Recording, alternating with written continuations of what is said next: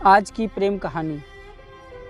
दिल्ली एक बहुत ही खूबसूरत जगह है, इसलिए शायद दिल्ली को दिलवालों का शहर कहा जाता है। अंशिका दिल्ली जैसे खूबसूरत शहर में रहती है और इसका भी दिल खुशनुमा, बेफिक्र और मस्त मौला है। अंशिका जिस स्कूल में पढ़ती है उसमें उसके ढेर सारे दोस्त लड़कियां और लड़के हैं।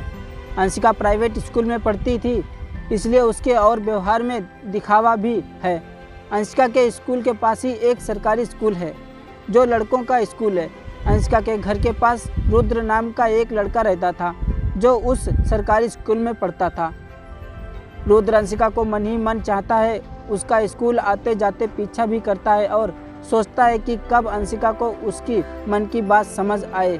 किंतु अंशिका इन सब बातों से बेपरवाह, अपने आप में मस्त रहने वाली लड़की है। रुद्र अब दिन प्रतिदिन उसका पीछा करता, कभी पैदल तो कभी बस में, और जब मौका मिलता तो वह उसके सामने आ जाता। अंशिका पड़ोस में रहने के कारण उसे जानती थी और मुस्कुराकर चल देती थी। इससे रुद्र उसके प्रति और आकर्षित होने लगा।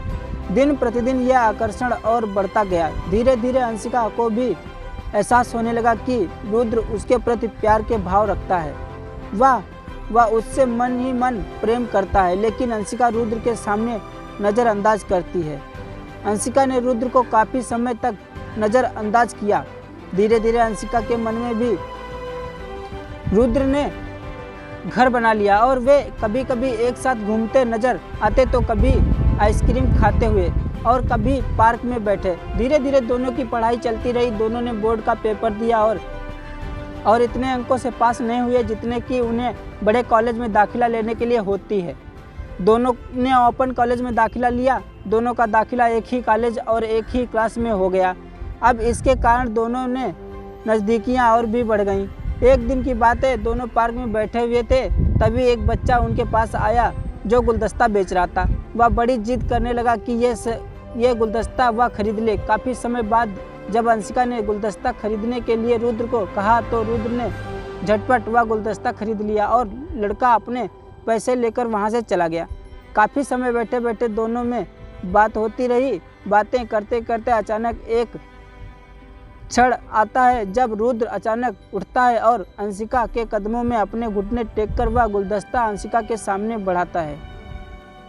भविष्य में उससे करने का प्रस्ताव रखा। अंशिका ने अभी तक ऐसा कुछ नहीं सोचा था कि जिसके कारण फैसला नहीं कर पा रही थी, लेकिन मन ही मन वह रुद्र को भी दोस्ती से आगे समझने और चाहने लगी थी। कुछ समय बाद अंशिका ने रुद्र का निवेदन स्वीकार कर लिया।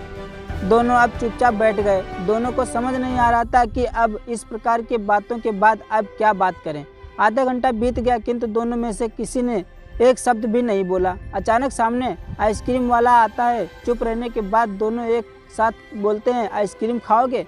ऐसा कहते हुए दोनों एक स्वर में हंसते हैं और फिर एक दूसरे के मन के सम्मान करते हुए एक दूसरे का आदर करते हैं।